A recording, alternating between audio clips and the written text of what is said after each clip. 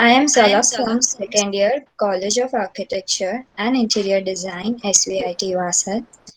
I cordially welcome our speaker for the day, Professor Chetan Vaidya. I also extend a heartiest welcome to all the fellow attendees in this webinar. Our college has came up with various webinars on diverse topics like landscape architecture, conservation architecture, GIS, products and furniture design, essence of architecture, architectural education, insights of real estate valuation, alumni series, foreign exchange program. Continuing this webinars, we have Urban Management series by Professor Chetan Vaidya, who will be sharing insights on understanding smart city mission in India. I request our principal professor Shailesh Nair sir to address the webinar. Good evening, everybody. Today I am very overwhelmed to have Professor Chetan Vaidya sir, who is my teacher also at MS University. I heartily welcome you, sir. So this is a series which we started during our lockdown in the last year, and it has been continuing with imparting knowledge on various topics, as Zalak has told you. So this is our second webinar on smart city. I hope everybody will enjoy this webinar, giving lot of insights. And I know that Chetan Vaidya sir is an expert in this. Welcome you, sir. Thank Sir, you, sir. you unmute yourself. Yeah, continue, Thank Zalak. you, Professor Shailesh. It's my honor and pleasure to be with all of you. Now Thank I you. request Professor Taha Padrawala sir to give us a glimpse of our college.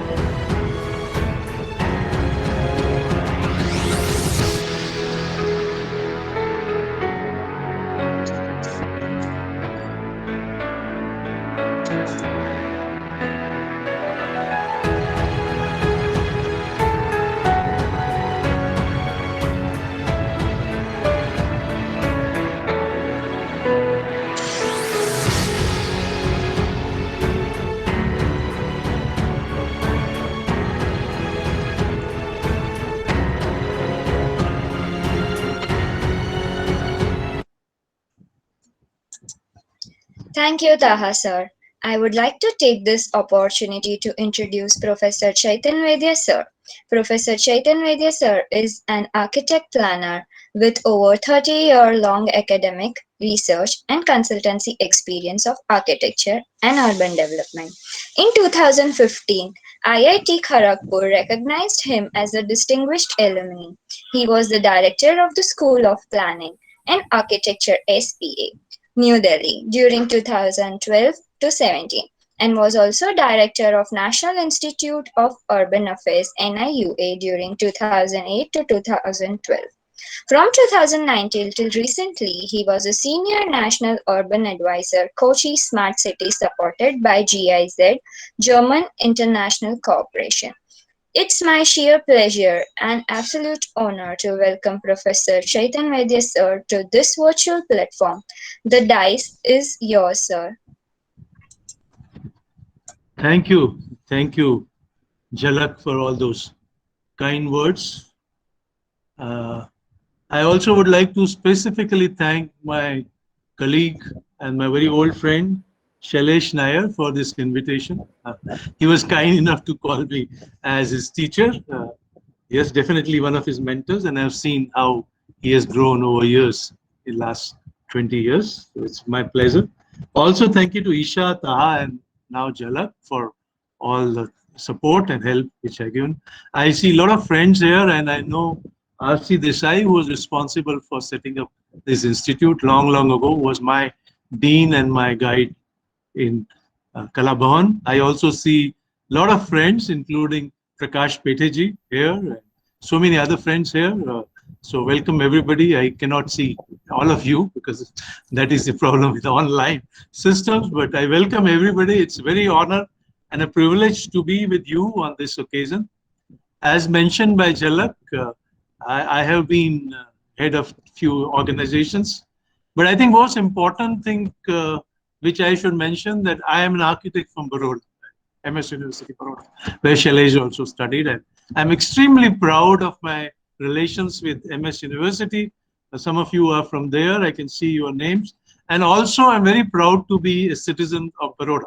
I'm extremely proud. So after retirement, both me and my wife decided to settle back in Baroda, and we are happy to be here in this very, very nice city to live in with all the problems of traffic and infrastructure there.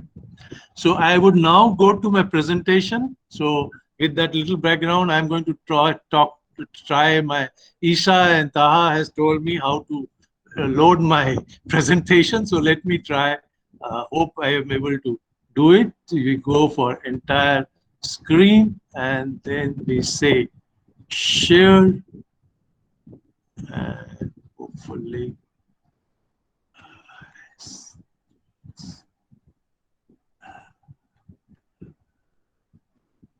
does it work? Yes, it works. Something is happening. Hopefully it will work. You know, I am 2 generations away from you, Taha, and oh, sorry, you are a fast learner, but so hopefully this will work. You are presenting to everybody, and I just yeah. So now I do slideshow from the beginning. Is that? Can you see this? yes, sir, perfect. Yes, sir. Yeah, Yes, sir. great. So we are going to talk about understanding smart city mission and how we are going to learn about this. I thought we should first talk about urban trends in India. What is urban happening in the urban sector? In what are the trends in urban India? And then briefly talk about 5 or 6 urban missions which are changing the face of urban sector in India. Supporting urban sector through missions is a recent phenomenon, only about 15 or 20 years old phenomena through JNURM. Then we will specifically talk about smart city mission, specifically talk about projects, financing, and then what are the innovations taking place because of the smart city mission. I thought given that the problems we have today for COVID-19, I specifically took a slide or 2 or 3 slides on smart cities and COVID-19, how they are responding to these difficult situations. And we'll also briefly talk about urban rankings in India. And obviously, everything is not perfect with smart city mission. So we'll identify issues. And finally, I have 2 slides, one on possible role for architects in urban missions in India. And finally, message for young architects who all are listening to us today.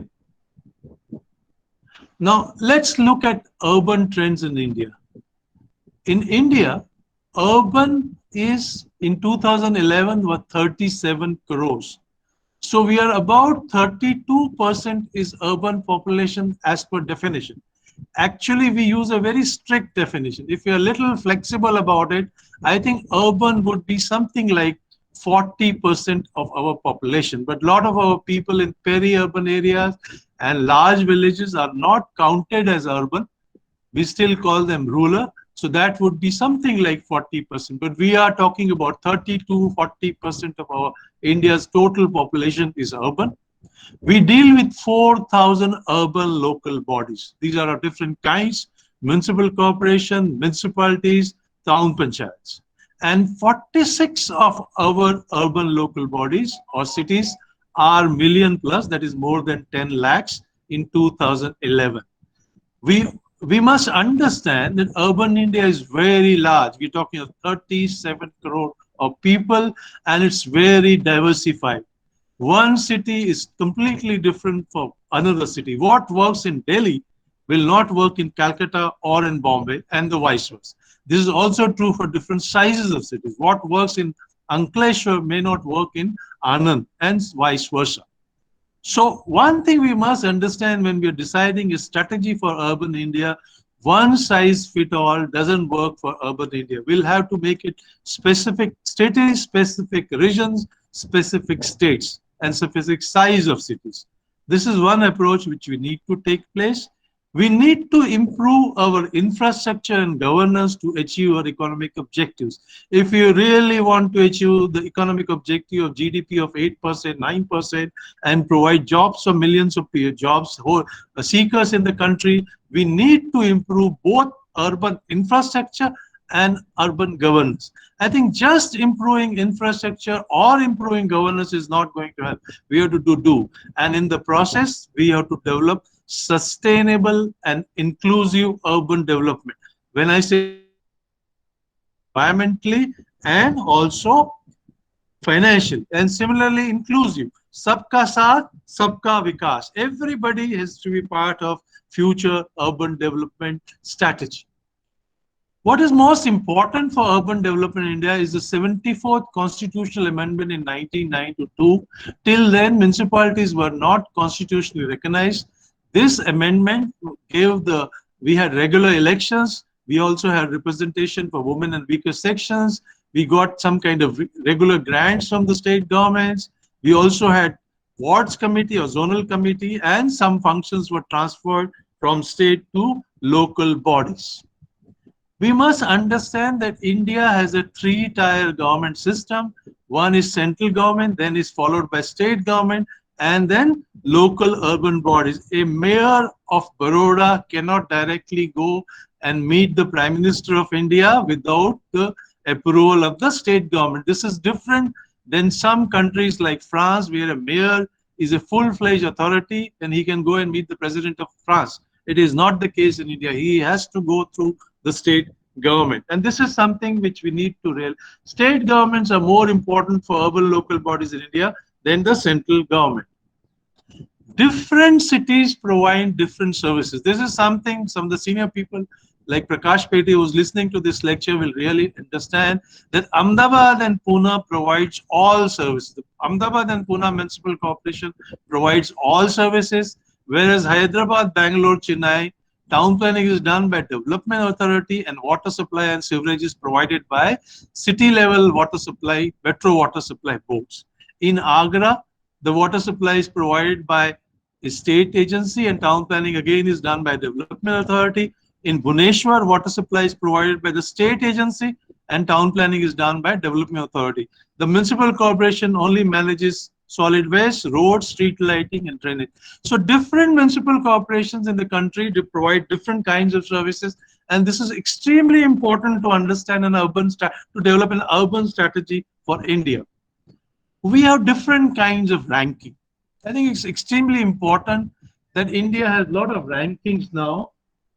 There's something called ease of living, which tells you what is the kind of living in India. And the last ease of living 2020 said that Bangalore is the most livable city in the country, followed by Pune, and Baroda is not far off. We are somewhere in 8th ease of living city in the country. There's something called Municipal Performance Index, which ranks municipalities as per performance of the municipal system, and Indore is considered as the best municipal performing city in the country. There's also called Swachh Sarvekshan, Clean India City ranking, where Indore comes the first. It is coming first for last 4 years. and they are trying to get the cleanest city award even 5th year this time. Credit rating of cities, it decides who can be who have good rating, who can issue bonds. As some of you may be aware, 20 cities in the country have issued municipal bonds, which is a very large number. There's also something called Smart City Mission Index, which decides how you are performing in terms of implementing Smart City Mission. And there is something, the mother of all these ranking is called Ease of Business. This was started something like 2008 by World Bank. It started giving ease of business ranking to countries, where how do you can easily set up a business and wind up a business. In a country was given ease of business. In last 5 years, on the guidance of our Prime Minister, we have improved our ease of business index by many times. I think we have jumped 45 steps in the last 5 years or 6 years. The criteria which is most connected to architects and planners is the approval of building construction. As we all know, it takes a lot of time.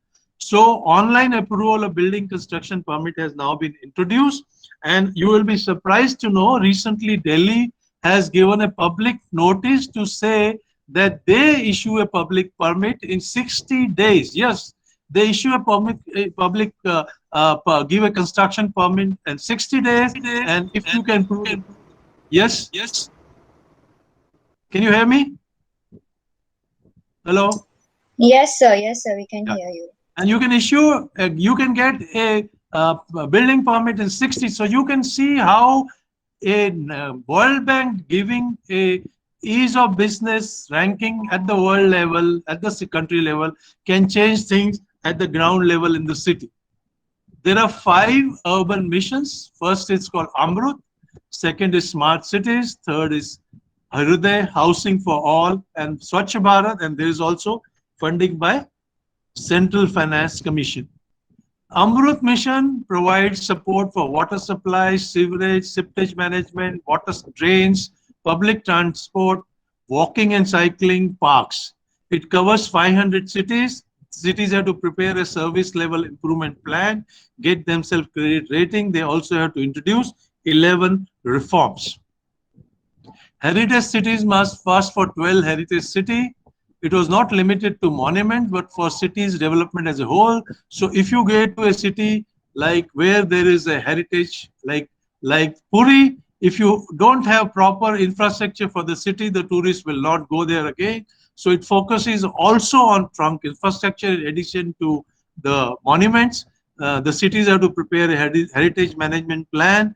City project management units were set up, consultancy support was provided, training support was provided, and there was focus on communication. We have a project called Housing for All. This is Prime Minister's favorite program. It covers 500 cities. It has different programs like in situ slum redevelopment, promotion of affordable housing for weaker sections, credit-linked subsidy, affordable housing in partnership with public and private sector, subsidy for beneficiary for house construction, and recently with the migrant, you must have seen millions of migrants walking on the highways. The government of India has introduced what is called as affordable rental housing to support urban migrants in the cities. There's also a Clean India mission, which first committed on making urban India open, free, defection free. It also supported construction of toilets. It supported mainly change of behavior. It's not enough to construct toilets. It was also important to change behavior or for make people use those toilets and keep that clean. In this budget, the Madam Finance Minister has introduced what is called as Swachh Bharat Mission 2, which focuses on improved fecal slash management and subtage management. It's not enough to have toilets, but what goes out of the toilet also should be clean and treated properly. There is, for the poor, there is a mission called National Urban Livelihood Mission, which focuses on various activities like livelihood, financial inclusion of the poor. In addition to all these 5 schemes, there is Central Finance Commission grants to urban local bodies, where state governments have to set up state finance commissions. They have to provide audited accounts of the urban local bodies. There has to be a minimum property tax floor, and also they have to provide the billions plus cities get only performance-based grants. Now, as some of you may be aware, this is something called Sustainable Development Goals, which is by 2030, you have to achieve Sustainable Development Goals. Have been identified for the countries. And with urban development, three goals are very important. No poverty. Goal number 6, clean water and sanitation, and goal number 11, sustainable cities and communities. So all these three goals we can achieve through implementation of Amrut, Swachh Bharat, Smart City Mission, and NUML. So I'm just trying to show you what we do at the cities, have a linkage at the country and at the international level. Now let's focus on Smart City Mission. The purpose of the mission, which was launched in 2015, is to drive economic growth, improve quality of life of people, enabling local area development, harnessing technology, and that leads to smart solutions. It covers 100 cities, more than 5,000 projects have been tendered, and more than 2,300 projects have been completed. These cities were selected through a two-stage challenge process. Smart city proposals through citizen consultation was done, which included retrofitting, redevelopment, green area development proposal, and also city level proposal. The focus of the area-based project will be implemented through a company called Special Purpose Vehicle and through public-private partnership, joint ventures, and turnkey awards. Urban planning in relation to has a relation with mixed use, compact city, area-based projects, and span city project approach. Now, special purpose vehicle is set up for implementing the project. That is setting up a separate company to implement this smart city project implementation.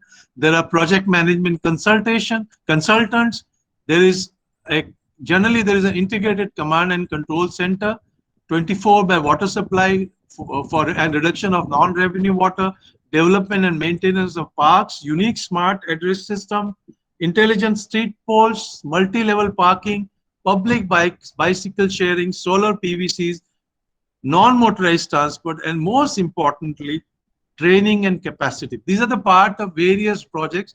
Different cities have taken different projects. But we must understand that Government of India doesn't insist on a particular kind of project for a particular city. Locally relevant projects have been taken depending upon the local needs. I am just giving you 5 examples. Bhubaneswar has decided to reload up the area around the main railway station. They felt that the area around the redevelopment of the main railway station will lead to development of or improvement of the whole city.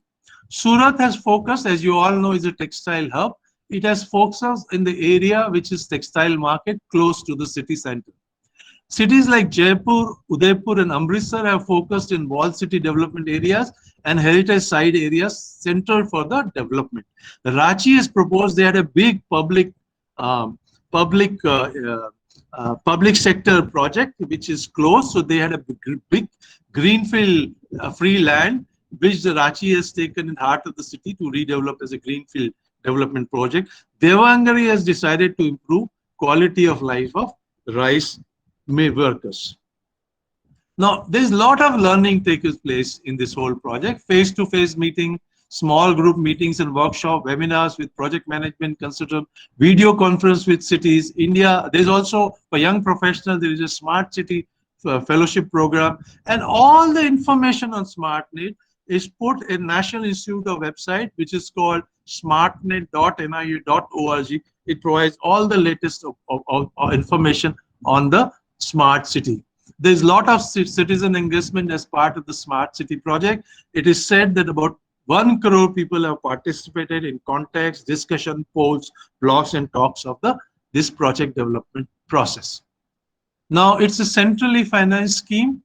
Central government finances huge amount of money, about 480,000 million crore rupees in 5 years. Average this government, the city gets 100 crores per city from central government.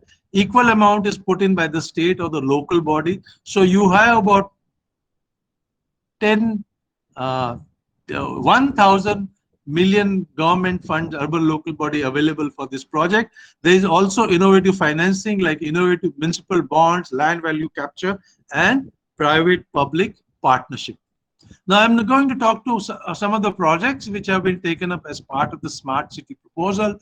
Jabalpur has decided to go for a waste to energy plan, and the most important benefit of this is reduction of carbon emissions.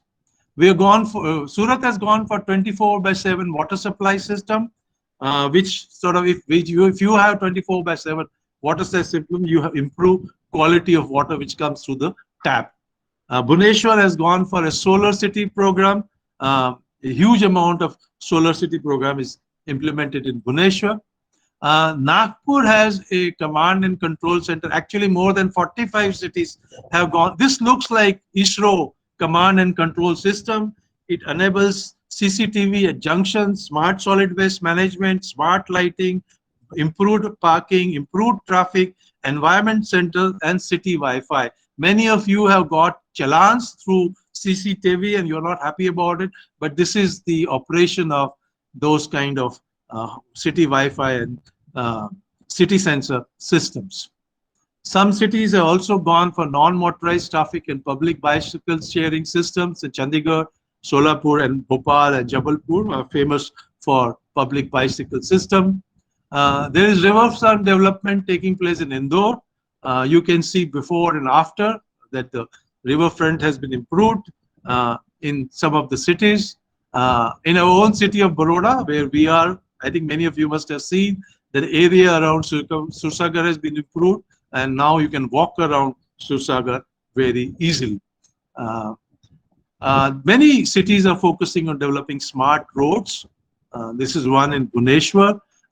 Smart roads in Pune have become very famous. They not only provide for pedestrian walking, but also places to sit and enjoy roads, and then good traffic, good parking area. Heritage development of Sadar Manjal is also in Bhopal. Is also the many cities have taken, as I mentioned earlier, Amritsar, Jaipur, Udaipur have taken up heritage development as part of cities. They have improved public plaza, lighting and short show, town hall activities, exhibition, etc. Vishakhapatnam has developed a park which is basically meant for disabled people. So disabled people can take up number of activities. It is most inclusive park in the country. It's very beautifully done. Then there are pilot projects on development of road. This is another road in Pune. Number of cities have gone for improved roads. This is my favorite projects in Indore. Many of you may know that Indorians are famous for eating places, and this is their market where there are 56 shops which sell different kind of food items. It used to be a mess, a lot of traffic and a lot of thorough. So now they have made it pedestrianization has taken place, and you will be surprised to know that footfall has increased per day from 6,000 to 15,000. So pedestrianization adds to footfall and does not reduce it. That is just one example. Now, given present situation, it is very important to understand how cities are responding to COVID-19. I think this is very important. What is happening in the present system in the context of COVID-19? Surat has developed a COVID-19 tracking system to identify potential victims. Integrated Command and Control Center, ICCC, set up under a smart city mission have turned into war rooms. Different cities like Gandhinagar, Raipur, Bangalore, Itanagar, Kanpur, Ijjor are monitoring disease and communicating with citizens through this smart rooms. When they were set up, when the ICCC was set up under the smart city mission, they were called white elephants. But now we see how useful they are in our data collection and based on data taking action. Pune has developed a web and mobile-based dashboard consisting of GPS, geofences, analytics for all stakeholders of the administration. Now, Kalyan Dombivli has set up a dashboard for monitoring COVID patients, and they are also linked up to GIS layers. Uh, they are linked up to social media. So a lot of people through social media, public dashboard, KDMC website, there's a Facebook, Instagram, Twitter. So all this is now linked. Young people are very fond of social media, so they all get connected to Kalyan Dombivli for information of COVID-19. They also use modern technology like monitoring using drones, centralized public administrative system, and variable message display. Now, getting this 100 cities on as a part of Smart City mission has also now linked to Smart City Innovations Exchange. Now, there is a Smart City Innovation Exchange set up by Ministry to exchange ideas on innovations. There is also a scheme called Street for People and Smart City Community Spaces. A lot of architect friends have participated. There is another scheme which is for promoting walking and non-motorized transport. NIOA has set up what is called as climate change framework for smart cities, as we realize that climate change is going to become a major problem for in cities like in India, which are on the coastal belt. So we have, and also heat island effect. So there is a climate change framework set up for smart cities.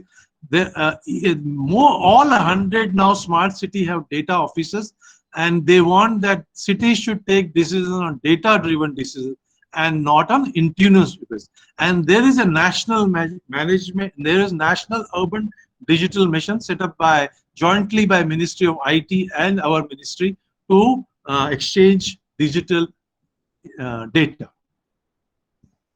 All is not working good with smart. I don't want to say that everything is perfect with Smart City Mission.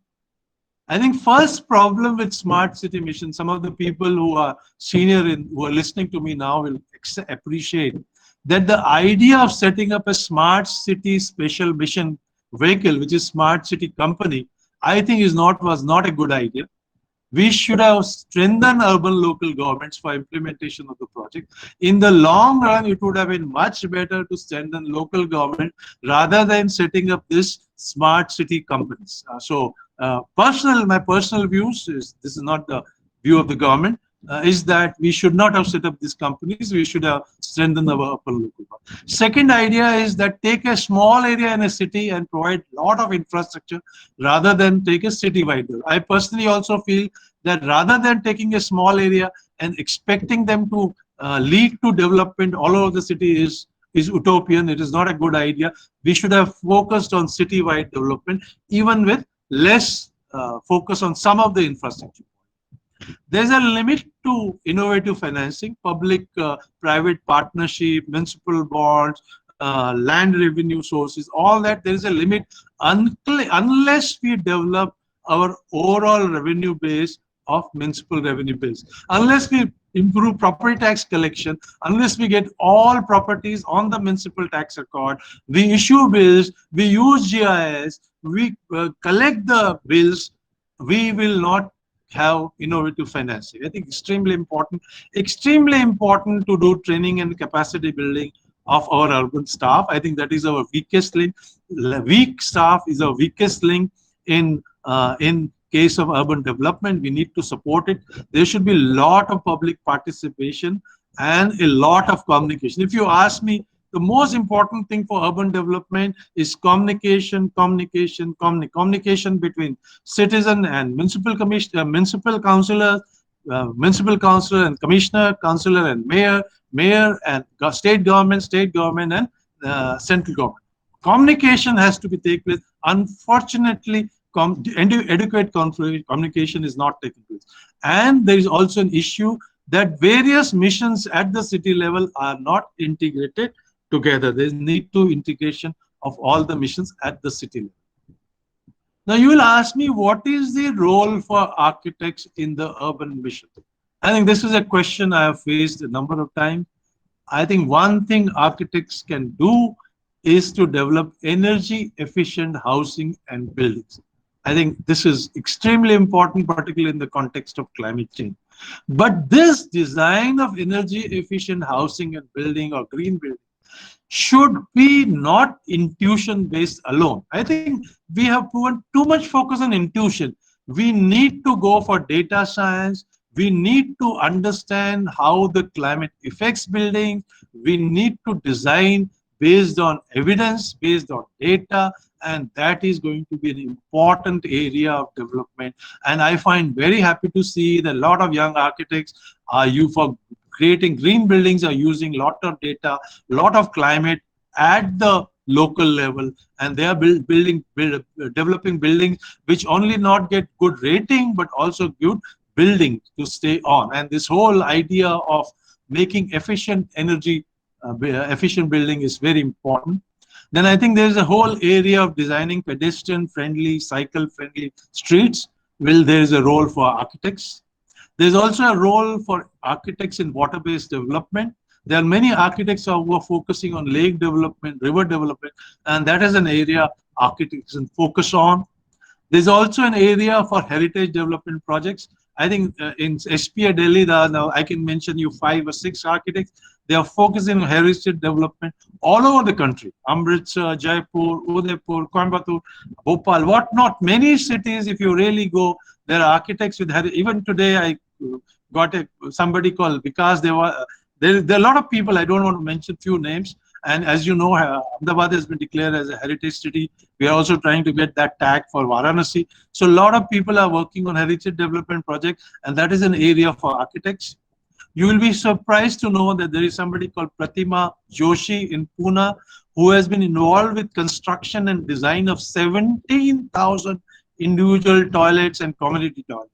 So there is, don't see that architects only can do huge building, huge watershed development, huge streets. No, they can also develop simple things like community toilets, individual toilets. How can you build a small toilet for a hut? That is also a design problem, as it's important to bring a huge new city like Gandhinagar or Bhubaneswar. There's also an area of landscaping and design of people-friendly people, designing open spaces, gardens. All this is where architects can get involved. And finally, my message to young architects. I think Christopher Benninger has written this. He's my friend and my mentor. He's written this book called Letter to Young Architect. I think all of you should try to read it. And there's one sentence I like most is, the great gift we can give to students is that knowledge they will always be student.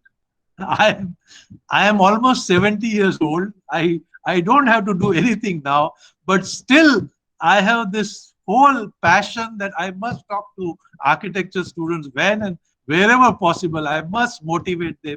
I must encourage them. I must tell them I am also an architect from Baroda. I went to Delhi. I got director of so many institutes. I tried to motivate other students, and I want to motivate young students. So you always remain a student. That is only when you will become real successful as a professional. You are very fortunate to have committed faculty and education systems. I think particularly I will say that about SVIT, little interaction I had with your teachers. I'm very happy to see that they are so committed and the education systems are so set up. So you're very fortunate, but I think 4 things you need to do as young people. You must be focused. At one time, please focus only on 2 or 3 cities. I find the present generation doing WhatsApp, doing SMSs, doing emails, doing Instagram and whatnot at the same time. I think don't do that. Please focus on 2 or 3 activities at one time. Second thing, people who became successful, they didn't become successful because they did their terms of reference properly. मुझे जो teacher ने सिखाया उतना मैं याद करके लिख दूंगा, वो ठीक नहीं होगा. आपको टर्म्स ऑफ रेफरेंस के बियॉन्ड जाना पड़ेगा. You need to go beyond terms of reference. अगर जिंदगी में कुछ बनना है तो जो कुछ आपको करना था वो तो मिनिमम है, वो तो 60% मार्क्स के लिए चाहिए था. अगर आप 80%, 90%, 100% चाहते हो तो जो कुछ टीचर ने बोला है, जो कुछ पूछा है, उससे ज्यादा आपको करने का, ये बहुत जरूरी है. गो beyond terms of reference. And third is passion. Please work with your heart and not with your mind. हमेशा सोचोगे ये करूंगा तो मार्क्स मिलेंगे, ये करूंगा तो अवार्ड मिलेगा, ये नहीं. दिल से काम करो मेरे दोस्त, दिमाग से काम मत करो. And finally, and most importantly, all the people you see in front of you, including Shailesh Nair, they have worked very, very hard. I think whatever they work is because of hard work.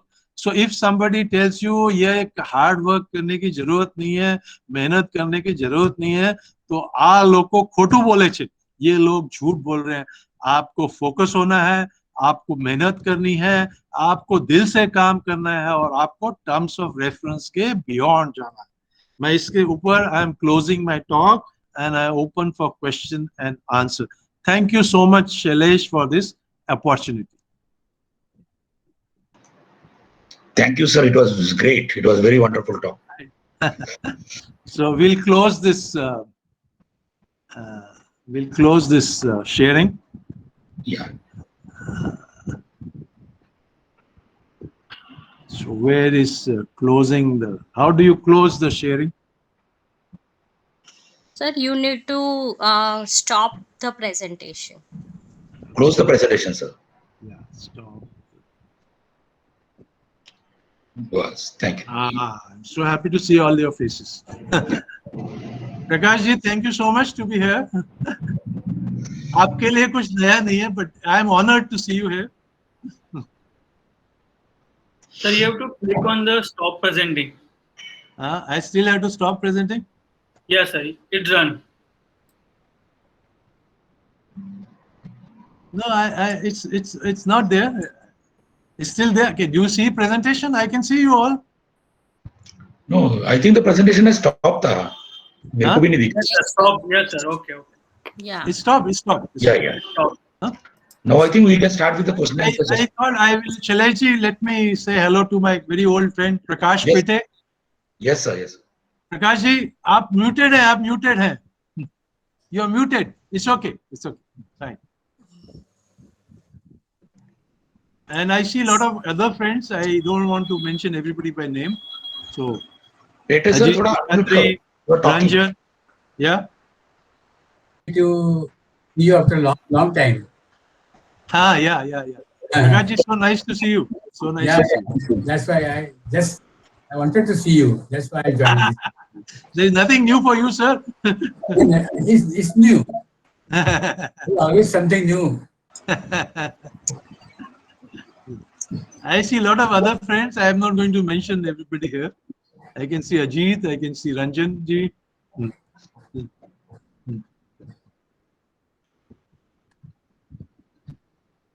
So, sir, there is a question from Pooja Sutrave. Which are the smart cities targeted for public parks development? And what is Chetan sir's best advice on developing inclusive parks? I think Kochi has done a very good smart park. Visakhapatnam has done a very good smart park, and there are many other things. Inclusive is where there are no restrictions. I think that is the most important thing. So when I say inclusive, when you say inclusive, you mean it should be accessible to all people, both in terms of income levels as well as in terms of physical disabilities. So I think these are the two things we should keep in mind. So if you can include both, that will be the best part possible. Sir, there is a question from Kathy Trivedi. With respect to SDGs and smart cities, aiding and achieving the goals, what all issues are we still facing in terms of public planning on India, especially for public places? I don't know if I got your question correct, but I think the question deals with two issues. One is how do we achieve SDGs? So I think I've mentioned that SDG, we in urban sector deals with 3 SDGs, SDG 1, 6 and 11, which deals with water supply, reducing poverty and improved sustainable communities and cities. And here again, with implementation of this 5 of these missions, we are improving our chances of achieving the goals. It may not happen by 2030, but particularly with the Swachh Bharat mission and as well as with the new Jal mission, I think we will be achieving SDG 6. It's very easy. Poverty, of course, is difficult, particularly with now COVID-19. We again have increased the number of poor, so that's unfortunate. As well, public places is concerned, I think we should now let me say something very negative about urban planning. You see, all this achieving SDG is linked to giving certified data on annual basis. This is very important to understand. Joe, what you cannot measure cannot be considered as achievement. It's like if you don't appear in exam and if you don't get marks, you will not pass the exam. In the same way, in SDG, you should have measurable goals. Unfortunately, in urban planning, we still are not in a stage where we can provide annual certified data. And this is a big problem with our urban sector. I have dealt with it separately in number of articles and also writing at Niti Aayog and Institute of Town Planners that we must have certified data. Unfortunately, that is not happening. And only indicator which we are providing data is number of houses constructed under Housing for All. This is only part of the problem. We should have been able to give how many good public spaces we have built and how much improvement we have done in urban planning, but there is no measurable index. Sir, Good evening, there is sir. Kathy here. Sir, actually, I was asking more about issues related to physical planning, not public planning, but issues in physical planning that we are still facing, which is not, which is kind of hindering our achieving the SDGs.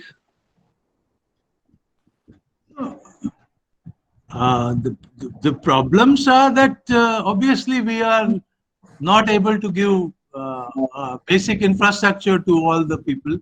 We are not able to give minimal housing, and that will remain. And some of the urban missions will try to solve those issues. Right, sir. Thank you so much, sir. Most welcome. Most welcome. Sir, there is another question from Sanjana Shettigar. Firstly, she is thanking you for the lecture.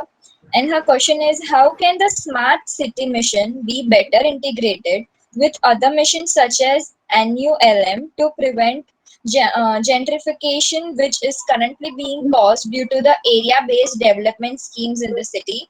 How can the informality of our country be better included in Smart City mission planning? As I said in my issues, Sanjana, thank you for this question. It's a very important question. As I mentioned in the issues, our all the missions are not integrated together. So if we are trying to develop smart cities, but if we don't base it on the fact that 60% or 70% of our economy is based on informal sector, we actually will not achieve our goals of even smart city. So what we are doing is we are doing on an ad hoc basis, and we are not doing on an integrated. This is a major problem with India. This integration, cooperation is a major problem, and it also reflects in our mission approach. There is still not. I worked on a project in Kochi which talked about integrated urban development, but then there are a number of problems in that, and I think we'll have to start looking at bottom-up approach, and we are very, very far away from that approach as yet. Okay. Yeah, thank you, sir. Thanks so much. Sir, it was a very insightful session. I would request Professor Isha Dalal to deliver the formal vote of thanks. Thank you, Zalak, for the wonderful MOC. I thank Professor Chetan Vaidya, sir, for sparing his valuable time for this insightful session. It was a pleasure to have you, sir. I am extremely thankful to all the attendees for being a part of this webinar and making this a great success. I would like to thank our principal, sir, Professor Shailesh Nair, sir, for his exemplary support and encouragement. I also thank to our Nest Trust and our chairman, Sir Shri Bhaskar Bhai Patel, for constant motivation to all of us. Last but most important, I extend my heartiest gratitude to my fellow mates and the technical team who is working for this webinar. Thank you, everyone. Thank you so much, sir. Thank you so much. Yeah. Thank Pleasure. you, sir. Pleasure.